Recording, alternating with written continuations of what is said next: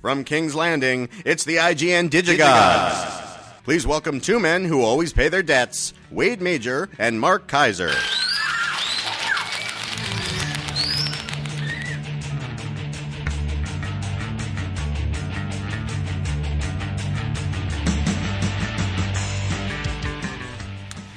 What a great reference that is. I almost don't even get that one. Corey, be so kind. What longtime listener sent that one in for us? That was written by Eric Altieri. I hope he doesn't die. Thank you, Corey. What a nice sentiment. So, Mark, I'm going to let you make fun of me today. Oh, why should today be different from any other day? Because I'm going to actually give this one to you. What do you mean? I went to a fantastic concert yesterday. I'm seeing Billy Joel next week. I went to a great concert. Was it Billy Joel? It was not Billy Joel. Was it some BS opera or something, some stupid ridiculous? I went to an awesome concert. What is it? This is what I went to. Capella Romana at the Getty Villa. Yes. You know who Capella Romana? God, it was Spiridon Antonopoulos.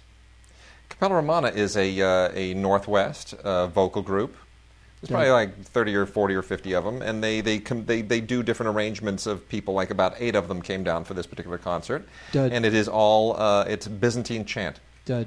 It's Byzantine chant, which is the Greek Orthodox version of Gregorian chant. Dud. Different musical approach and notations and so forth. Here, give this to me. I want to read you something. From this. Please, this is really amazing. I'm on pins and 90 minutes of chant. And the fact, and you know how I knew that I was in an audience comprised almost entirely of people who are Greek Orthodox? Because they're all losers? Because they started applauding even before I knew that it was time to applaud, because they were reading the lyrics along in Greek. You don't read Greek? I don't read Greek. What's wrong with you? But they read Greek. Why are we talking about this? Because I want to read this to you. This is quite fascinating. Give me just one moment here. I'm fascinated already. I'm enthralled. You will be enthralled. You'll be absolutely enthralled. This will amaze you. Because here, for example, the emerging consensus between these two extremes embodied in Dr. Arvanitis' editions is also reflected in Capella Romana's approach to performance practice. Listeners accustomed to plain chant sung in the ethereal style of the solemnes will notice non-Western tunings, chromatic inflections, a more rigorous Mediterranean influence vocal style characterized by frequent ornaments and the use of a drone or ison. Those schooled in the received tradition of Byzantine chanting will detect unfamiliar melodic formulas and the absence of soft chromatic modes. Do you really think there's Do you really think there's any listener who's entertained by that, either as comedy or just as a serious topic? Really not. I hope so, because it was really good. But I love Byzantine chant. Anyway, Capella Romana, they have a ton of albums. I've just discovered them recently. That's cool. And the newest one is all Byzantine chants from Finland. Oh, my God. You know what? Nice. I own the Blu-ray. Yeah. You know, speaking of Blu-ray, yes. Criterion announced their Blu-rays for August. I know.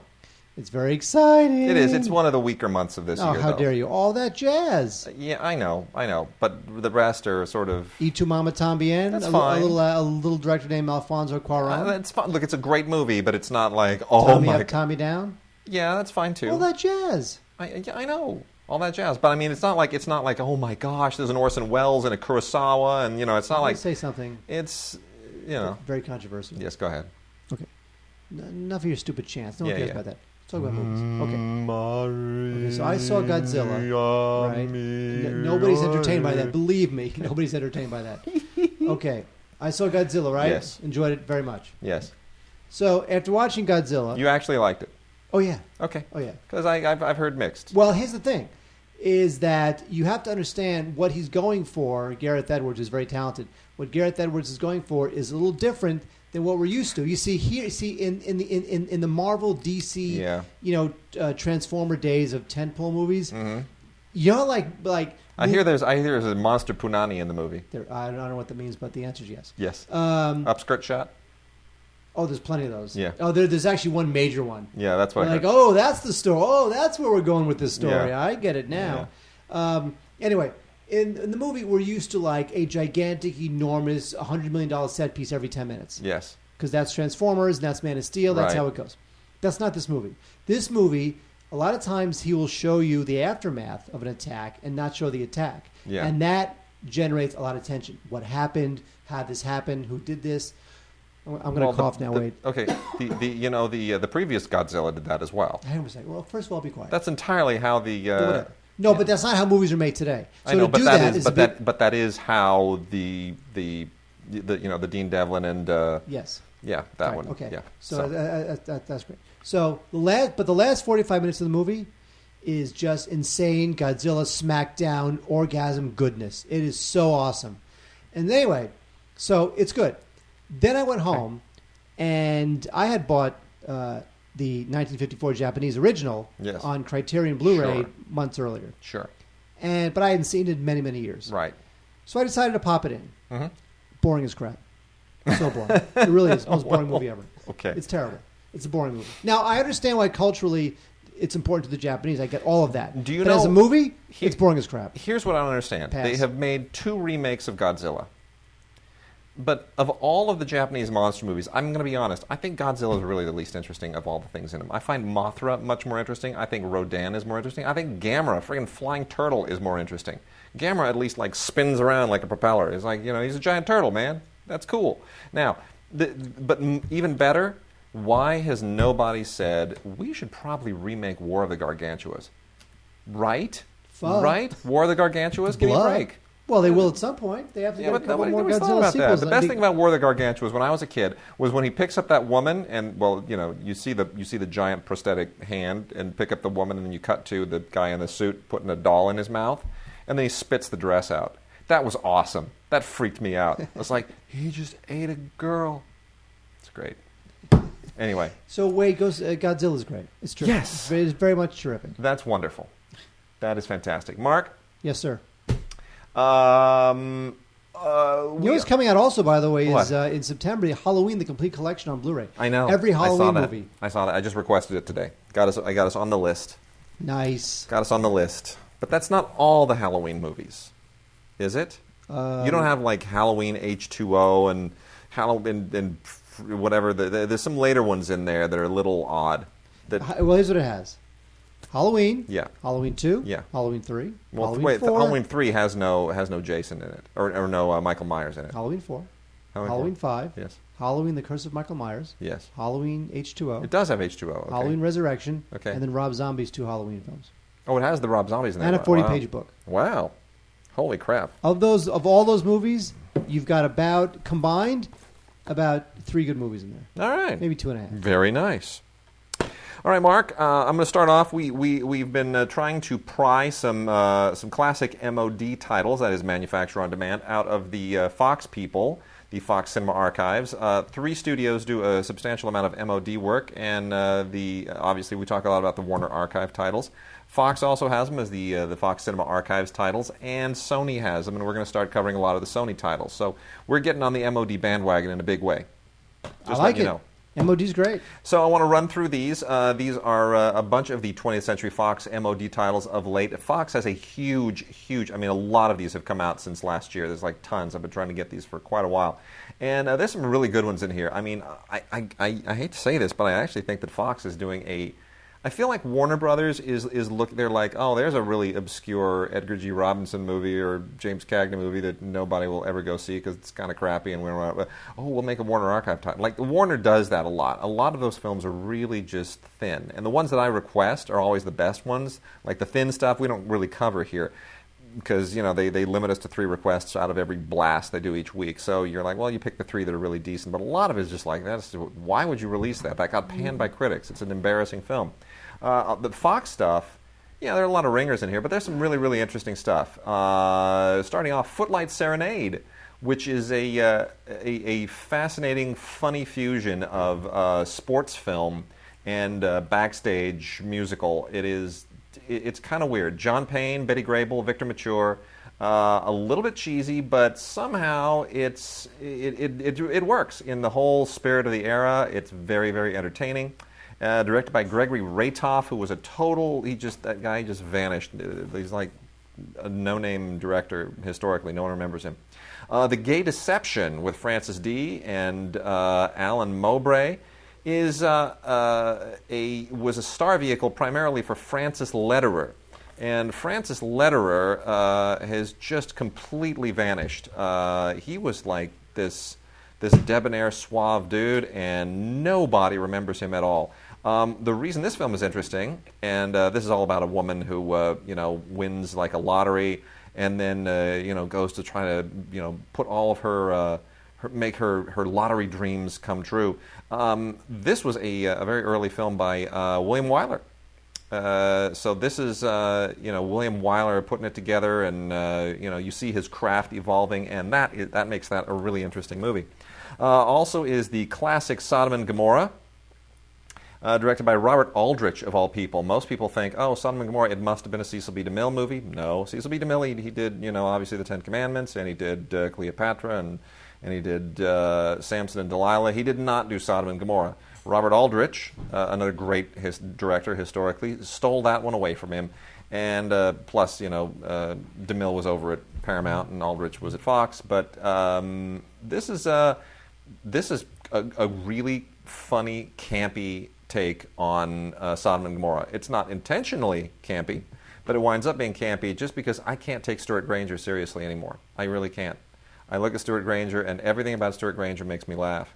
But as far as those old biblical epics go, it's certainly no campier than any of the rest, and now's the time to resurrect all those movies, so to speak. Technicolor film, William Lundigan and Susan Hayward in the big sprawling color melodrama, I'd Climb the Highest Mountain. And wonderful performance from Susan Hayward. Typically campy, embarrassing performance from Rory Calhoun, who I can't. You know what I think of when I look at Rory Calhoun? You think of I think of the Most Dangerous Game episode of Gilligan's Island, where he decides that Gilligan is the ultimate prey, and he chases Gilligan around the island. It's absolutely a riot. That is just so unbelievably funny. Roy Calhoun hunting Gilligan. It's brilliant. The ultimate prey. Not really, dude. He's like easier to shoot than a wounded bird. It's Gilligan. It's friggin' Gilligan. He's wearing a red shirt. How hard is that to see? I mean, good grief. Why you really throw a lot of logic into Gilligan's Island? I know. Anyway, Henry King directs this one, and this is a story of a Methodist minister ministering to a small community in the South, where they kind of help people, and they bring the town together and help them overcome all their issues. Another sword and sandal biblical epic, Esther and the King. Obviously, these biblical things were all the rage back then, and Raoul Walsh directed this one. And this one you got to see just for Joan Collins' performance. This is Joan Collins at her very best. This thing has nothing to do with Esther in the Bible. It is like barely recognizable, but Joan Collins just rips this thing to shreds. She's in it with Richard Egan, who's young and burly before he got all kind of gray and hoary.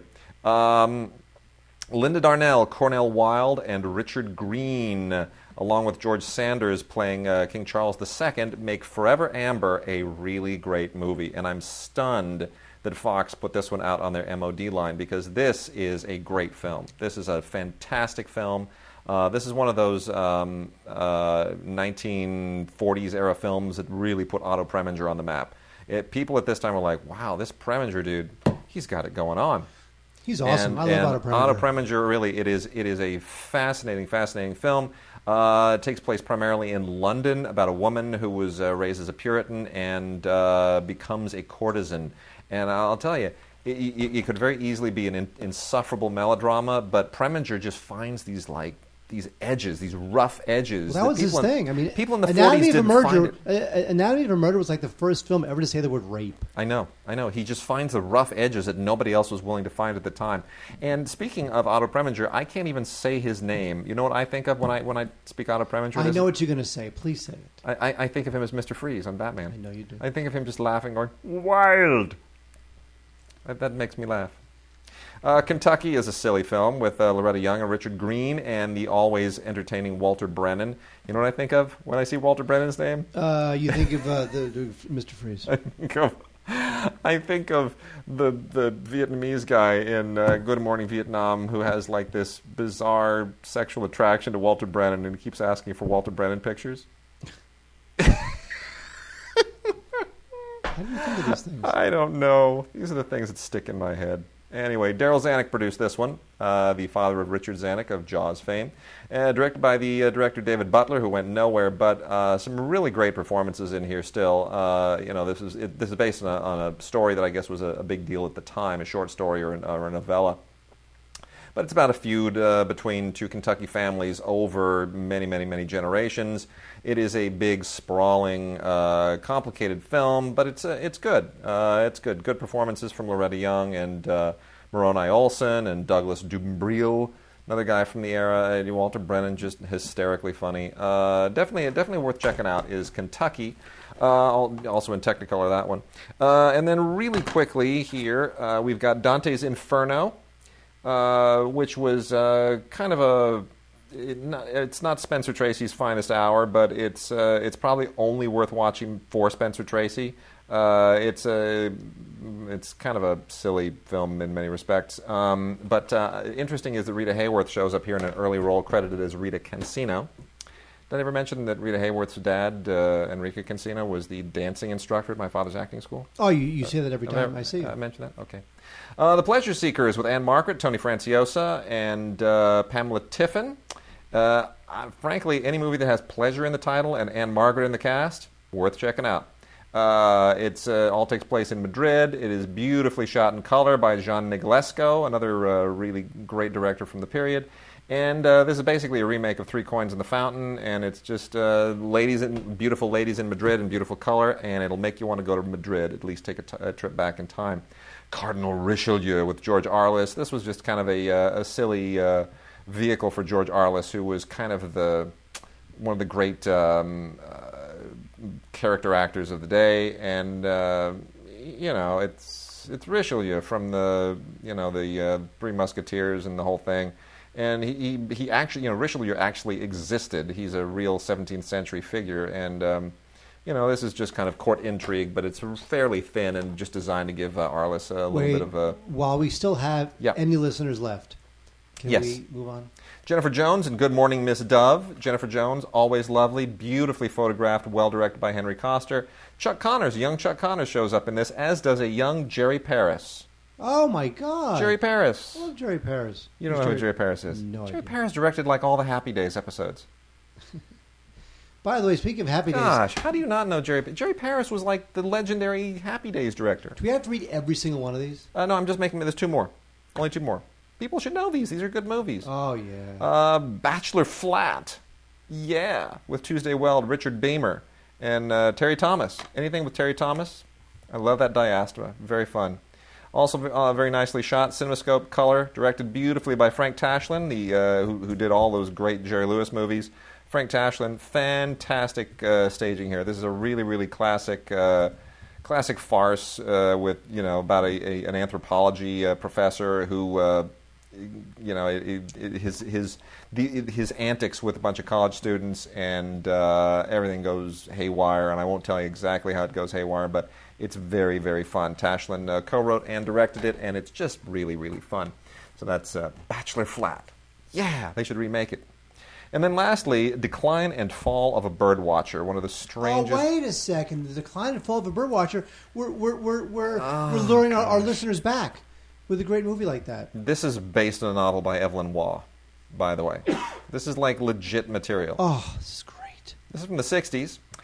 British Angry Young Men entry from director John Krish, and kind of a minor film from the late 60s, but it has that whole late 60s groovy vibe. Worth watching basically because you got some great supporting performances from some classic British character actors like Patrick Magee and Leo McKern, and Leo McKern in particular. I mean, Leo McKern gives one of my all-time favorite performances in Ryan's Daughter. So that's a fun film to watch, especially if you're like a Richard Lester fan. This kind of plugs into that whole milieu very nicely. All right. Is there more? No, that's it. That's the Fox thing. I was so disappointed. That's the Fox thing. So, Mark. Yes, sir. We're gonna talk some Criterion. Oh yeah, this one. Now this one's already out. Yeah. In fact, I already own it. Yep. In fact, I bought it because Wade wouldn't give it to me. Well, we hadn't gotten it by that time. It was a late arrival. It's not fair. It's a late arrival. Ace in the Hole is finally Ace in the out. Hole. Ace in the Hole. It's Ace in the Hole. Now this one is starring Bill Murray. And it stars Kirk Douglas, who's one of Billy Wilder's not first films, but one of the films that his earlier films that really put him on the map. This is from 1951, and this stars Kirk Douglas as a amoral reporter who finds the story of a lifetime when a man is stuck in a cave in Albuquerque, and he decides to Albuquerque. Yes, and Reminds me of Bugs Bunny. I have to cough. So I have a tickle in my throat. Go ahead, cough. That I cannot get rid of. Get rid of it. Cough to your heart's content. It just comes back. I know. Anyway, and that's why I got water. Sweet. Wow, this is good internet radio. I know, right? Can you talk about Ace in the Hole? I cannot get rid of this tickle in my throat. I'm not kidding. This is bizarre. I've never had this before. I waited till this moment to have a tickle in my throat. I can't speak. By the way, while you're drinking, I will let people know we've got a Vox box today. Got a Vox box we're going to throw in. We have some listener mail we're going to try to get to. May have to hold that till next week, but we also have 3 giveaways this week. 3 giveaways. They're good ones. So Okay. Yeah. So Kirk Douglas plays this Okay, amoral reporter who's banished to Arizona, and he finds the story of a lifetime when this guy gets trapped in a cave in Albuquerque, and he decides to resurrect his career by keeping this guy in the cave for as long as he can so that he can milk the benefits of a big national story. There you go. And it's pretty much one of those the Bad and the Beautiful type scathing indictments of society kind of movies. Yeah. And it's just really great stuff. And of course, like all great films, when it first came out, it was panned. It didn't do well. Paramount changed the name to the Big Carnival. Yeah. And then, of course, Criterion, when they released it in 2007, they reverted it back to its original title, Ace in the Hole. And it's great. Kirk Douglas is great. Jan Sterling is great. Everybody is great. It's just a terrific film. It's based on real events. And I love this movie. I absolutely love this movie. I'm so glad it's finally out on Blu-ray. You guys must at least rent it, if not buy it. And, of course, Criterion has knocked the extras out of the park. And, that's my Fantastic. That's my pick of the week. I concur entirely. Thank you. 3 more Criterions. Il Sorpasso, otherwise known as Il Sorpasso, by Dino Risi, great Italian director. This is a Blu-ray DVD dual format edition, as all their stuff is. This is from the fantastic year of 1962, the year otherwise known as the year of Lawrence of Arabia. But it was also the year of Il Sorpasso, which is this fantastic road comedy that stars one of the most amazing duos ever put into basically a buddy movie, Vittorio Gassman and Jean-Louis Trintignant. Now, Jean-Louis Trintignant did like every movie in the 60s. It seems like he did 170 films. Everything from Z to the Z to Shining Z to The Conformist and on and on. He's in everything. And it's just unbelievable. He's just great. And Vittorio Gassman is always great. He was great as an old man, great as a young man. It's fantastic. And this is just great. There's a lot of funny stuff in this. There's a lot of really sad stuff in this. A lot of meaningful, kind of poignant stuff, and loads of extras, including this amazing 2006 documentary about Risi called A Beautiful Vacation, which is just perfect. It's just wonderful. I almost enjoyed watching that more than the movie. There's also a 1983 French television broadcast snippet that features Jean-Louis Trintignant and a whole bunch of other stuff that just goes on and on and on and on. I love when you say that with a French accent. Merci bien.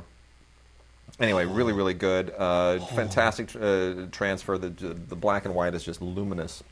And then a couple of more recent films is another dual format edition of Abbas Kiarostami's Like Someone in Love, which is from 2012. And this film just kind of this sort of went nowhere. It should have done a lot better. I'm a big fan of the Kiarostami. He's awesome. No, he is. But I would have thought. His films. They didn't sort of. This just didn't take off like a lot of his sort of more hardcore Iranian movies did. But that's too bad. Anyway, this is basically French produced, and it's lovely. It's absolutely lovely. So you definitely want to check that out. Like Someone in Love. And then there's also Overlord, which is the Stuart Cooper film from 1975. Not old, not recent. It's a good movie. Really good movie. I have it on. Actually, I have the DVD of that. I may not get the Blu-ray because I have the DVD and I haven't watched the movie in years. Although it's very good. It's very, very good. It's not a movie you want to revisit. Well, it's basically it's sort of the road to D-Day is probably the best way to describe it. But it's really gorgeously photographed, and that is a tribute to the amazing John Alcott, who most famous for doing obviously Barry Lyndon. Very, very close collaboration with Kubrick. Oh, by the way, Wade, while you were droning on about those stupid Fox movies titles that no one will ever see, we did not even talk about Gordon Willis. I'm so depressed.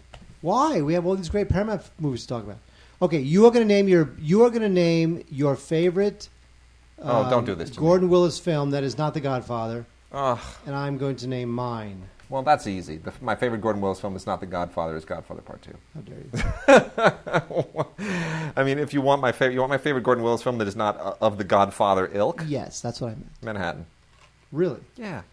I don't think. Wait. Okay. In terms of the film itself, or the way it was shot. The way it was shot. I mean, Manhattan. I mean, let's remember when nobody was really doing black and white anymore. Black and white kind of evaporated. Once the widescreen era came around, black and white films were really on their last legs in the early '60s. They really, really were. I mean, To Kill a Mockingbird, and then a few more, and then it was done. It was over.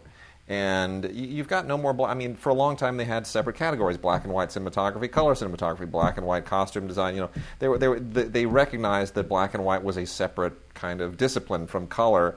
And then those Academy categories they did away with black and white because there weren't any more. And black and white vanished really throughout that better part of the '60s and then into the early part of the '70s. Nobody was doing black and white movies anymore. Woody Allen resurrected it, and he did it with at first with I'm drawing a blank. Annie Hall. Not Annie Hall isn't black and white. No, Stardust Memories. Right. Stardust Memories, black and white. And then Manhattan is like this amazing moment when everybody realized all of a sudden, again, black and white could be gorgeous. And of course, then by 1980, you've got that amazing year where you've got two black and white movies nominated for Best Picture in the same year, Elephant Man and Raging Bull. And even though Raging Bull has color in it, but that being said, predominantly black and white. It suddenly made people fall in love with black and white again. And Manhattan really is the movie where that happened. Even though Stardust Memories precedes it, Manhattan is like, it captures the soul, the heart of the city. And you realize New York is just beautiful in black and white. Like, to really appreciate New York, you have to see it in black and white. And tell me that the shot from the poster of them on the bench with the Brooklyn Bridge in the back, it's like, that's amazing. That is an incredible shot. But I'm surprised. It's just magic. But I'm surprised you didn't say, although this film is more fun and frivolous, Zelig, that took a lot. I mean, that was 1983. To incorporate Woody into all those costumes, all the effects that it took to get into those time periods. Pre-digital. Yeah. That's impressive, too. Very true. So Gordon Willis will be missed. Some other Gordon Willis films that you might know, if you don't know them, you should. Yes. Is All the President's Men, Annie Hall. Clute.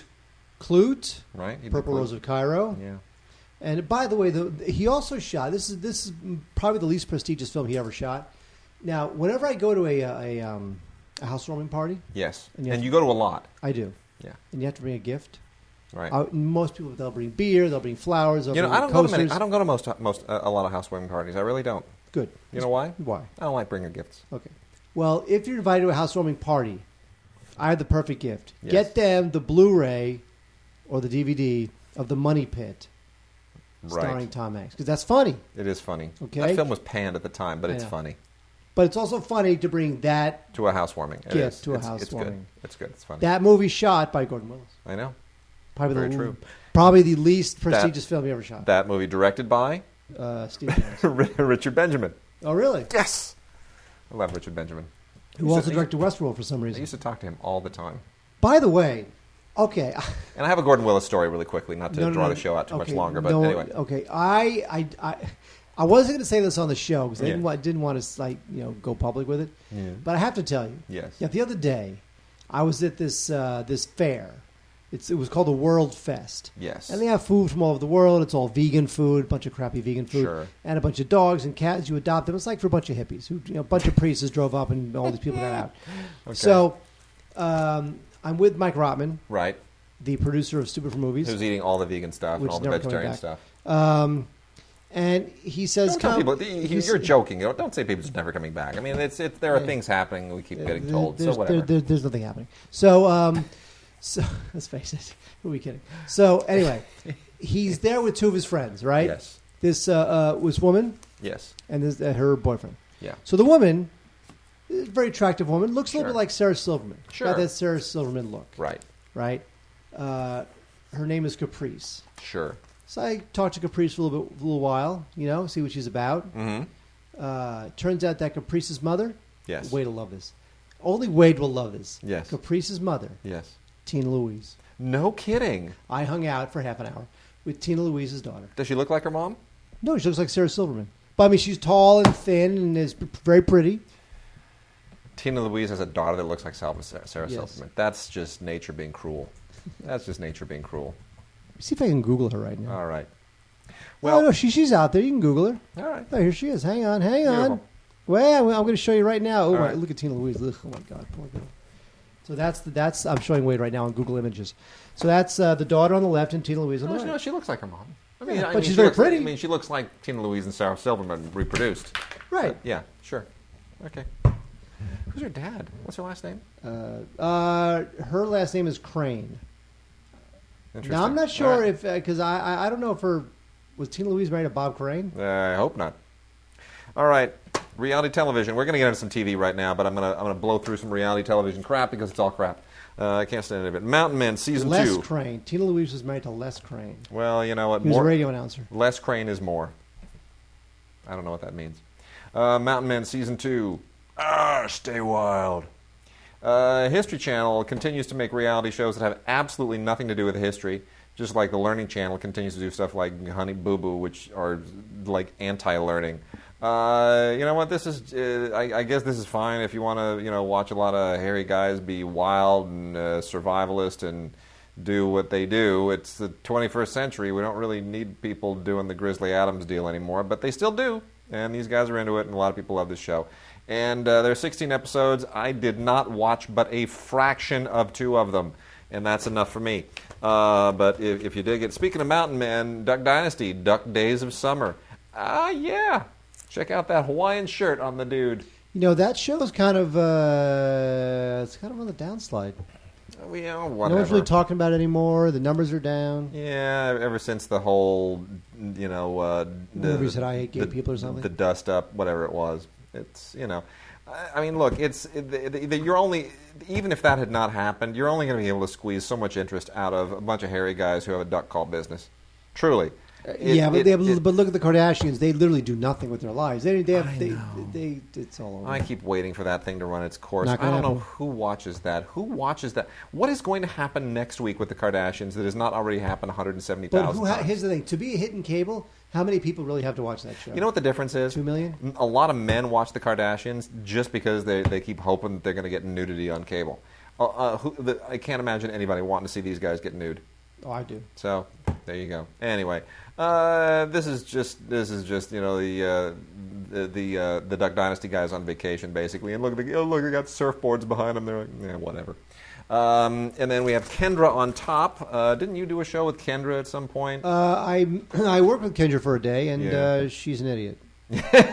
Okay. She's an idiot. What am I going to say? She's a nice lady, I guess. Okay, well, this is the complete second season, uncensored. Of Kendra on top, a show that nobody knew existed. I know. It airs on We. WE. I was. Let me see. Yeah. Anyway, I was so it's excited. just- I did a show with Kendra. This is for Yeah. the We Network. I did a show with Kendra, and she was answering listener mail. It's just insufferable. And so she was answering listener mail, and Yeah. I wrote one of the emails myself. Sure. And I signed it Shayna. Now Shayna's my cousin. Uh-huh. So I wanted to have Kendra, who was a star at the time, Sure. say Shayna's name, Right. and then I would call her up and say, "Hey, your cool cousin Mark had got Kendra Wilkinson to say your name." Right. So we're shooting this thing, and Kendra is literally reading these emails off a piece of paper.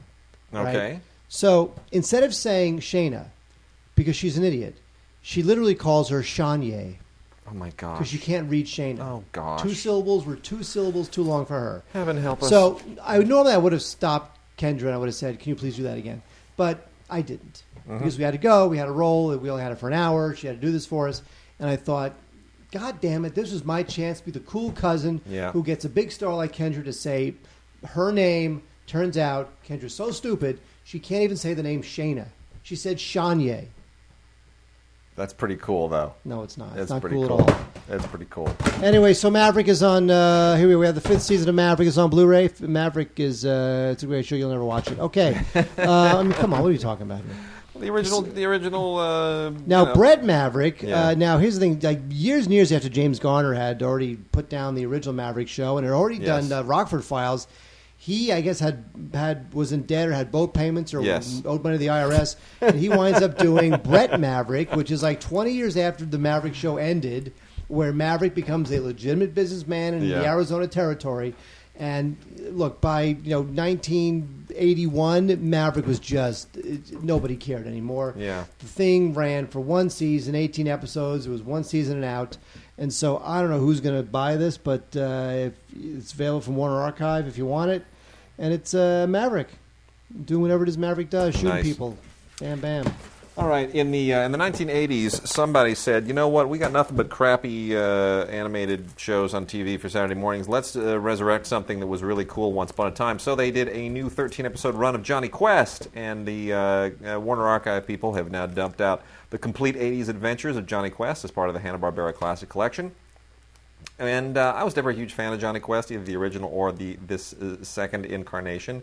But you know what? I understand why people dig it, and I totally get it. And the characters and the adventures, and he's a kid, and kids love kids that have adventures because they usually are just sitting at home and not doing anything. And so that's fine. It is what it is. And Hanna-Barbera was smart to do it. Not my speed, but I'm sure somebody has really nostalgic affection for it. And speaking of nostalgic affection. Now, the 5th season of Happy Days is on DVD. Now, there's good news and bad news about the 5th season of Happy Days. Yeah. Here's the good news. Right. The good news is that the 5th season is the season that introduced Mork from Mork. Yes. Right? And Mork will, of course, get his spin-off show, Mork and Mindy.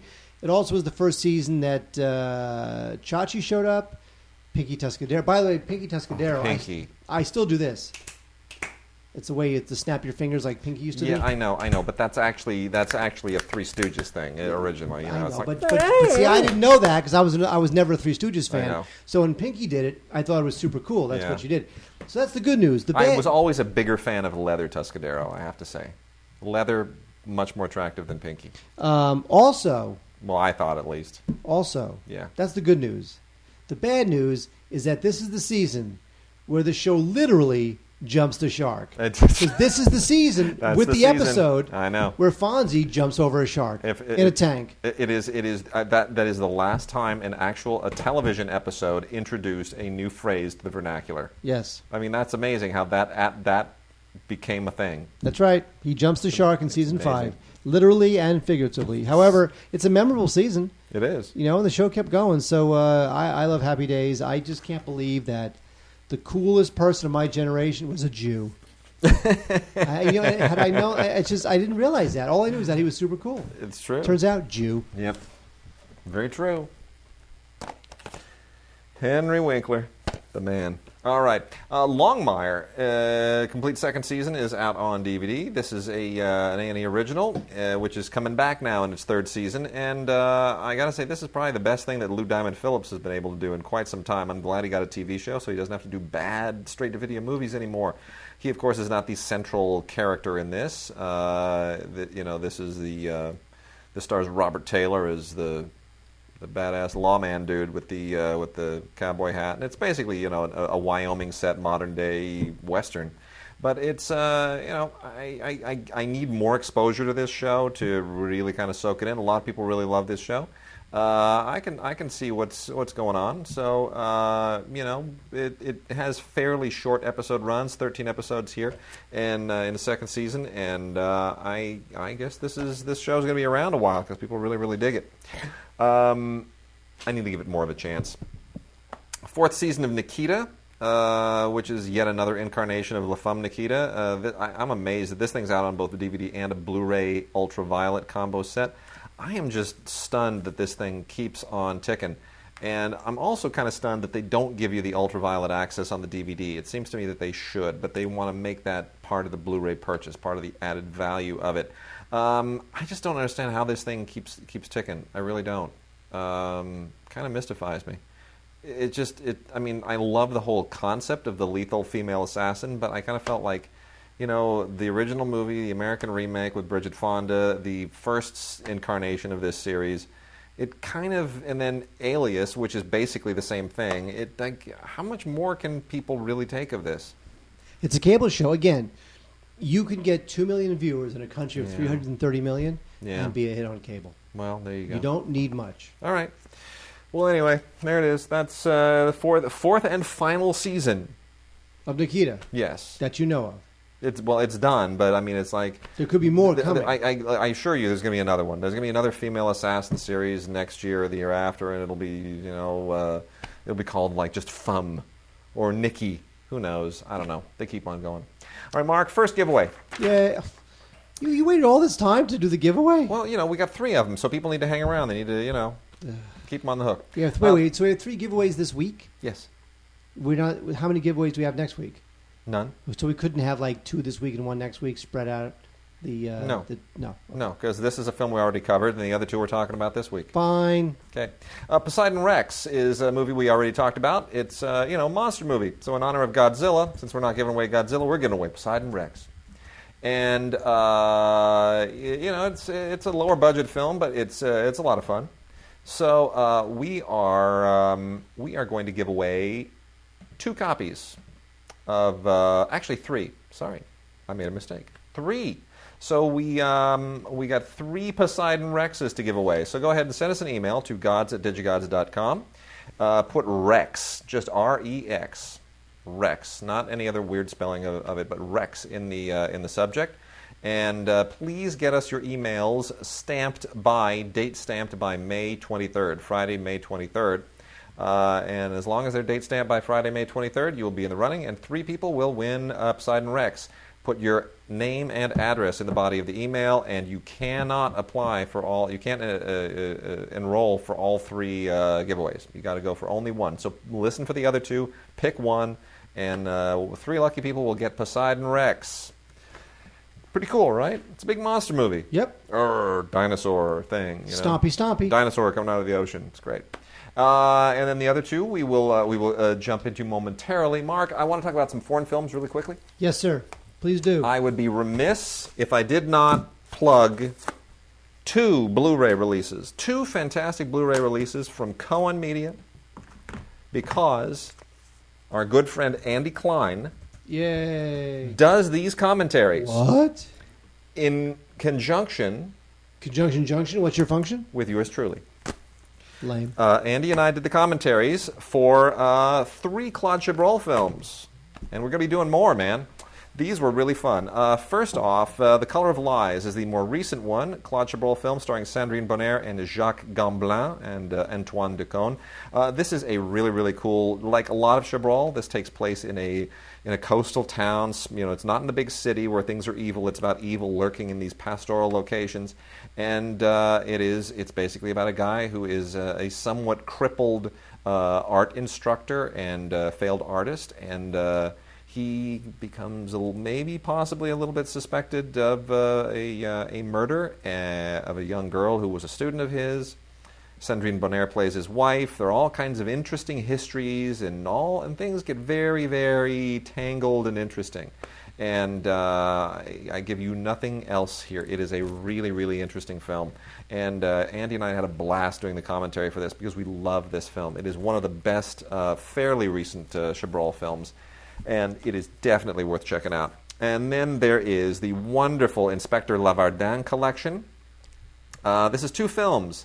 The 2 films that constitute the 2 Inspector Lavardin films. There is Chicken with Vinegar, otherwise known as Poulet au Vinaigre, which was made in 1985. And then the following year he made Inspector Lavardin, the follow-up. And this is an awful lot of fun. Jean Poiret plays Inspector Lavardin, who is the most enjoyable character because he's like Columbo on a really bad day. He doesn't solve crimes because he's a really great detective. He solves crimes because he just gets so fed up with everything that he's like breaks the law. He like breaks in and he slaps people around, and he's the most unethical inspector in the world. And people keep telling him, you're going to get in trouble for this, but he never does because he winds up solving the crime. He just cuts through all the BS and he just does whatever he wants. So really the ends justify the means. Totally. And they're really fun. These are funnier than most of his films. They are really terrific. And we had a great time doing the commentaries for these as well. I would point out as well that the first of these films is a thriller. The second one is a mystery. Totally different structure. But, Poiret is a fantastic figure. And it's worth mentioning that Jean Poiret, who plays Inspector Lavardin here, also, as a writer, is the guy who wrote La Cage aux Folles. Interesting. But he didn't get to actually act in the film version. He starred in the play. He starred in the stage production of it, but he didn't get the call up to be in the movie version. So he got his revenge by being Inspector Lavardin, which is pretty great.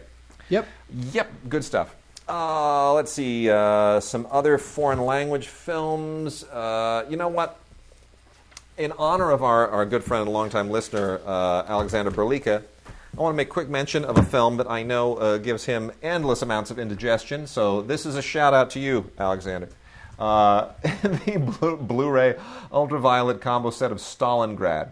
Now, Stalingrad, of course, is a famous battle, one of the legendary World War II battles between the Germans and the Russians. There was a previous film called Stalingrad, which was a German film that was boring beyond all comprehension, really, really stillborn back in the 90s.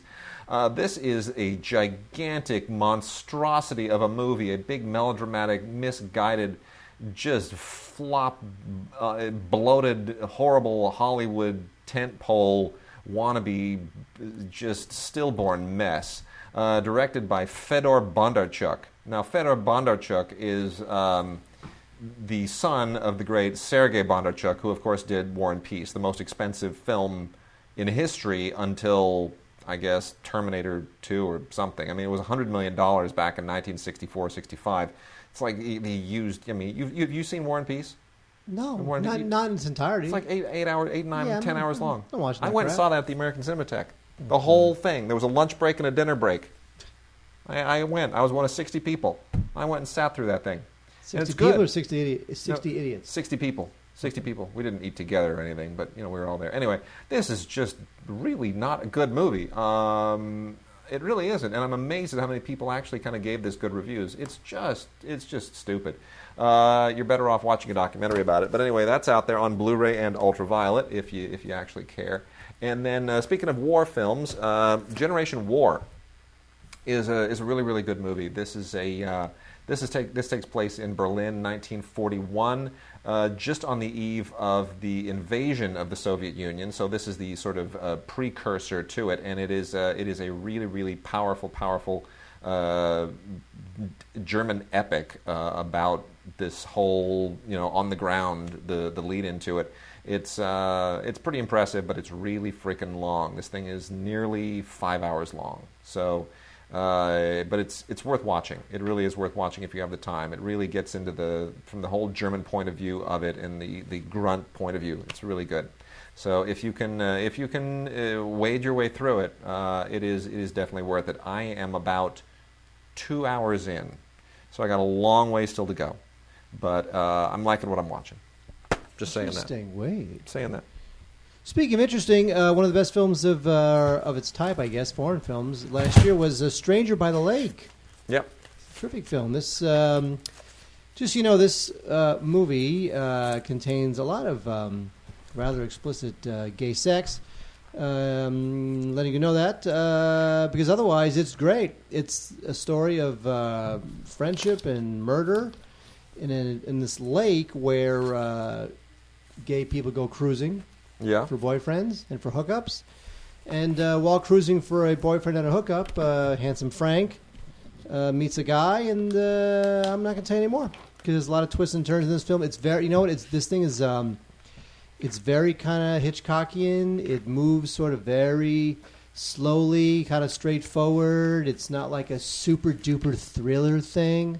It's got its own kind of pace, and it's still got some moments of humor in it, which is kind of nice. Yep. Very realistic looking. The performances are very realistic, and it's good. It's a really good movie, Stranger by the Lake. It's from Strand, and it's on Blu-ray and DVD. I would definitely, buy it if you know what you're getting into. Definitely rent it, though, if you want to be a little avant-garde with your thriller choices. So there you go. A very sexy thriller, really good stuff, Stranger by the Lake. This screened in Cannes, did it not? I think last year. I think it did. That sounds right. And did well there. So anyway, good stuff.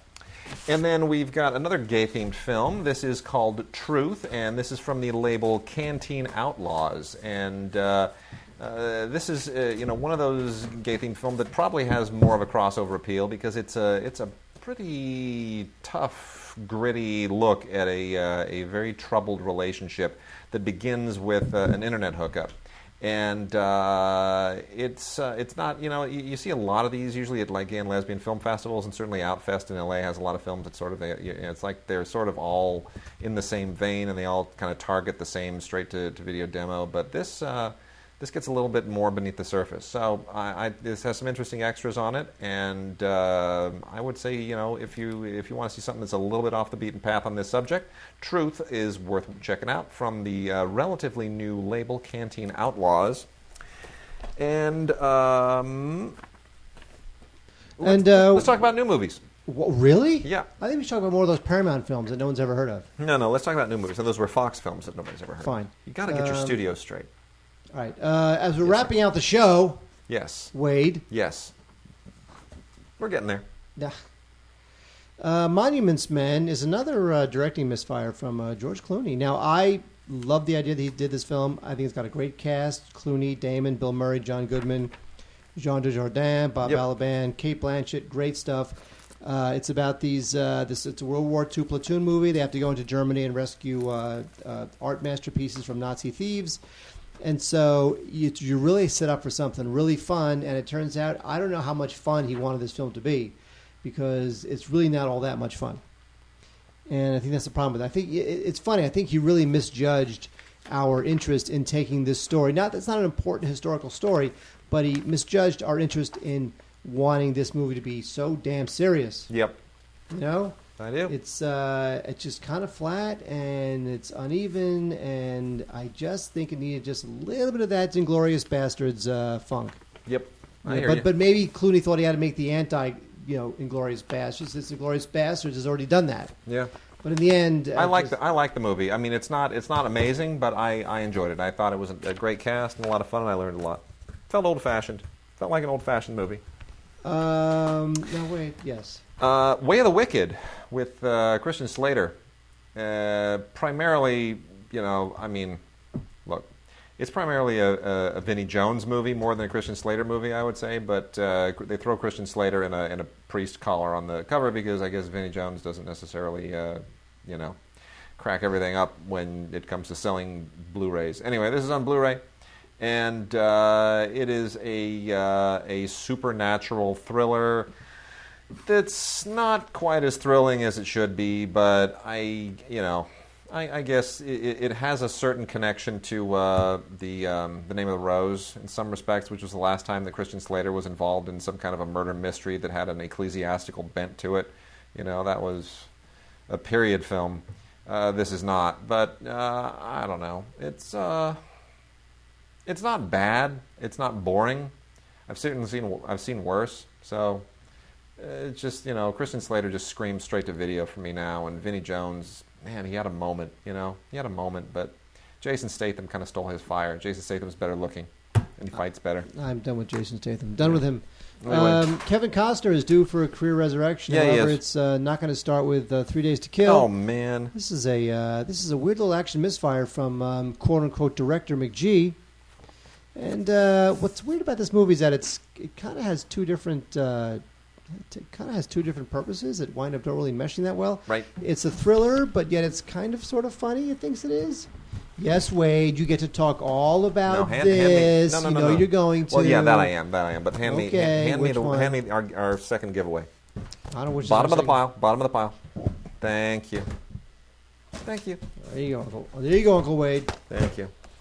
Anyway, so this with Amber Heard, who's also known as Amber Heard Depp, and Haley Steinfeld, who actually I'm glad is getting work because she. I was afraid that after True Grit, Yes. she would get no work. I don't know why I feared that. I don't know. Because I loved her in that movie so much. I'm so glad she was nominated. Anyway, it's not thrilling enough to be a thriller, not funny enough to be a comedy. Don't know what it is. 3 Days to Kill. Yeah. By the way, Haley Steinfeld, I just found out recently, she's like Body by Jake's niece or something. Because he's Jake Steinfeld. Like, Really? at first I thought it was his daughter, but somebody was like, no, it's his niece. Whatever. She's related to Body by Jake, who, by the way, I saw at the market the other day. Yeah. He no longer has a Body by Jake. Oh, you used that line before. I know I did. But it's worth using again, isn't it? Yeah, sort of. Wait, Pompeii is out on Blu-ray. Good grief.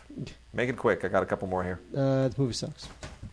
It There you really go. does. See how quick I made it? It's dreadful.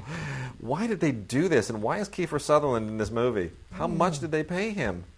How astronomical was his salary to be able to go in Pompeii? In Secret, I'm going to recommend. I'm sorry that this isn't on Blu-ray, darn it, but we can give away some DVDs of In Secret. And we can give away 2 of these. So go ahead and send us an email to gods@digigods.com. Put secret in the subject line. Put your name and address in the body. And we will pick, and also, again, it has to be date stamped by the 23rd, Friday the 23rd. And we will pick 2 lucky people who get a copy of In Secret, which is the adaptation of Émile Zola's Thérèse Raquin, starring Elizabeth Olsen and Oscar Isaac as the ill-fated lovers, and Jessica Lange as the evil mother-in-law of Elizabeth Olsen's original husband, who, of course, dies, and she's just a horrible, wretched woman that has it all in for her daughter-in-law. Really, this is the story of an oppressed woman and a forbidden love. And Oscar Isaac is a terrific actor, and Elizabeth Olsen is a terrific actress. Is it the definitive telling of Thérèse Raquin? Not even remotely. I've seen a few other of these. A really good one for British television. But this is worth checking out, directed by Charlie Stratton and written by Charlie Stratton, and quite well adapted, I would say, by Neil Bell from the original novel. It gets a little hysterical at times, but it's worth checking out, and always nice to see Jessica Lange in pitched form. And then, Mark? Yes, ma'am. This tanked, and I'm so sorry that it did, because this is terrifically entertaining. Vampire Academy. I'm so sorry that this bombed. This thing is the most thoroughly entertaining pastiche, and I think the reason it bombed is because nobody really realized that it is a satirical pastiche of all those vampire movies, all those Harry Potter movies, all of those Twilight movies. It takes them all and it just wraps them all into one great big conglomeration. And it's a riot. I didn't realize how funny it was supposed to be right at the beginning, but then I realized this movie is supposed to be funny. And by the end, I just completely lost it. The last 10-15 minutes are hysterical. A clue should be the fact that Mark Waters and Daniel Waters did this film. Mark directed Mean Girls, and Daniel wrote Heathers. And all of those sensibilities are all over this film. It's basically about young vampires who go to a Harry Potter-type academy. Some of them are vampires, others are not vampires, but they are born to a race that defends vampires. And, of course, there's, evil lurking in their hills and ancient secrets and all kinds of treacherous goings-on. And I thought it was just fantastically, fabulously entertaining. And I congratulate Daniel and Mark Waters for doing a great job. Great job. So much fun. Vampire Academy, Blu-ray and Ultraviolet, deserves to be rediscovered. Doggone it. Wait, do we have like a Vox box or something? We do have a Vox box. We're let's going to do end the show. it. We're going to end the show. We got a few docs I got to get out of the way here. We got one more giveaway. Got We have another a giveaway, a Vox box, and more DVDs. It was like an hour and a half show. Let's do it. We'll do it in a moment. What do you got? You got two we got new movies. We got All like right, 5 more titles. You're either going to love or hate Grand Piano. This is I love this movie. Which I guess I liked it too. It's This really is Hitchcockian. It's very Hitchcockian, a thriller about Elijah Wood plays a concert pianist who gets a message written on his latest score right before he walks out, and the note says, "Play one wrong note and you die." Yep. And so what's going to happen? It's very tense. It's very contrived. It's a little bit silly, but you know what? It kind of works on its own strange, crazy, helter-skelter level. Yes. You kind of can't beat it. It's good stuff. Grand Piano, very interesting thriller. Check that out. I think it is. I think this is fabulously well directed. I really do. I think well edited too. Yeah, Eugenia Mira. This is all shot in Spain, by the way. It's entirely a Spanish production, all shot in Spain, in English, of course. But I think it's fantastic. I think Elijah Wood does a great job. Really, really tight film. About Last Night is on Blu-ray. This is the African American take on the classic David Mamet. I didn't like the original. Play. I don't like this one. This one is I will say it's better than I thought it was going to be, but in the end, I just didn't care. No, I know. And you know what? Kevin Hart, don't get it. Right. I don't get it. I know. I'm the last one. I think he's funny, but I don't like this movie. Exactly. All right, and then our last giveaway. Mark's happy. Generation Iron. This is the guy, the producer who originally did Pumping Iron. Was able to get behind this. This is essentially him revisiting the whole bodybuilding thing. And he got Mickey Rourke to do the narration. And this gets into the whole world of competitive bodybuilding as it is now. It revisits that whole world. And it's, you know what, it is a troubling, fascinating, and pretty intense world, and I'm not particularly a fan of it, but you can't. The documentary is great. It's irresistible. This was originally done for Starz, and it is a really, really, really good documentary. Cannot help but recommend it. So we're giving away 3 of these. So go ahead and send us an email with IRON in the subject line, IRON, and your name and address. Send it by the 23rd, date stamped on the 23rd, and we will send 3 lucky people Generation Iron. So those are our giveaways, Mark. Send us one with Rex. If you want Poseidon Rex, we're going to give away 3 of those. Send us Secret in the subject line. We'll give away 2 of In Secret, and send us one with Iron in the subject, and we will give away 3 Generation Irons. Those are our 3 giveaways this week. We are being incredibly generous, thanks to some publicists who are very, very kind to us. And with that now, we are going to move to Mark. We're wrapping out with... Oh, can I do it? Go ahead, fine, yes.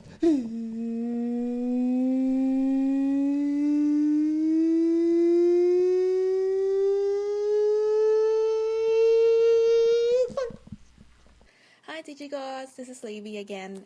So I've been writing some reviews for my university student magazine, and I'm getting a taste of what it feels like to find things to say about horrible movies. Do you often find that you have nothing to say because the film is so mundane and redundant that to write about its flaws and complain makes your review mundane and redundant in and of itself? I'm sure being studied film critics, you have a lot to say, but you have been working for many years now. Does it get harder to figure out what to write about or complain about?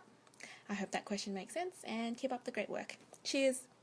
Thank you, Levy. What a great question. There have been I'll say there have been at least over the course of the past, I don't want to say how many years, but too many years, at least 3 moments where I thought, I think I want to become a house painter. Because I just have nothing left to say about movies. I cannot write another review. I cannot sit down and just start typing, this is a charming, I can't do it. There've been 3 times when I just felt like, I'm done, I'm burned out, I'm over with. And then I take a vacation, or I get a good night's sleep or something, and I somehow or I see a great movie and somehow it rejuvenates you. But sometimes I do burn out, and there are moments, especially with bad movies, where, in fact, sometimes bad movies are easier to write about because you just want to ridicule them until the sun comes up. But usually it's the really good movies, or the mediocre movies, I should say. Mediocre movies are ones where I'm just like, I don't know what to say about this. It's like, meh would be the best review. So yeah, sometimes it's really hard. It's true. I mean, if a movie's really good or really bad, it's easier to write about because your emotions are flowing. You had a very strong reaction to it. Yes. If you have a strong reaction, that's going to make for good writing. Yes. Most movies you see will be okay. They will fail in some respects and succeed in others. They'll be fine. Yes. So you just have to find. Look, a movie is. You have to look at it like a movie is an artistic statement being made by a bunch of craftsmen. Either they made what were they trying to achieve, and did they achieve it? And you can go all the way. And also, what is the movie trying to tell you, and did it do a good job telling it to you? All movies have a theme. They're about something, and either they convey that theme effectively or they don't. And maybe that theme is something that is relevant to contemporary politics or society that you can get into. Maybe there's it's a pattern. Maybe it stars somebody who's done a whole lot of bad movies recently. Maybe it's with a director who's from another country, and that country has become a hot spring of big directors, like when South Korea directors were kind of becoming the new hot thing.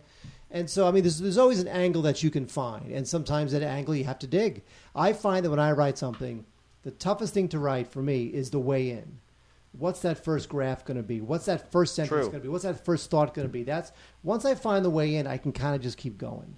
Yeah. And sometimes in a mediocre film, it can be tough to find that lead, that one thought that launches you into it. And sometimes I read other reviews that make me just remember how freewheeling I should be as a critic. And I have to say, Peter Bradshaw recently wrote a scathing tear-apart of the movie Princess Grace, which opened the Cannes Film Festival. From The Guardian. Is he the guy from The Guardian? He's the guy from The Guardian. It is just genius. And I have to read just a part of it, and we'll end the show on this. But he says it is a film so awe-inspiringly wooden that it is basically a fire risk. The cringe factor is ionospherically high. A fleet of ambulances may have to be stationed outside the Palais to take tuxed audiences to hospital afterwards to have their toes uncurled under general anesthetic. I mean, that's beautiful stuff. And then he compares it to the Princess Diana movie, which starred, of course, Nicole Kidman's best friend, Naomi Watts. You know, two Australian actresses playing historic princesses, and both of them tanked.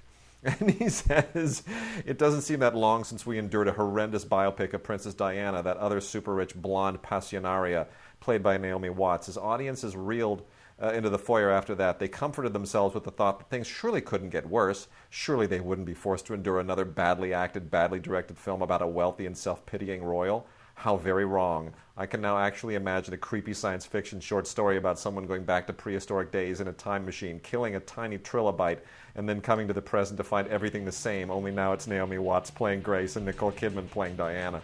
That's beautiful stuff. That's good stuff. That's great stuff. So that, you know, you read that and you're like, man, I just need to pull the corks out and really just let it roll. And so, yes. So, Levy, thank you. That was a really good question. And you do have to reinvent your enthusiasm every so often when you see really, really mediocre movies that are so mundane that they really don't give you much to talk about that you haven't said 1,000 times before. But there it is.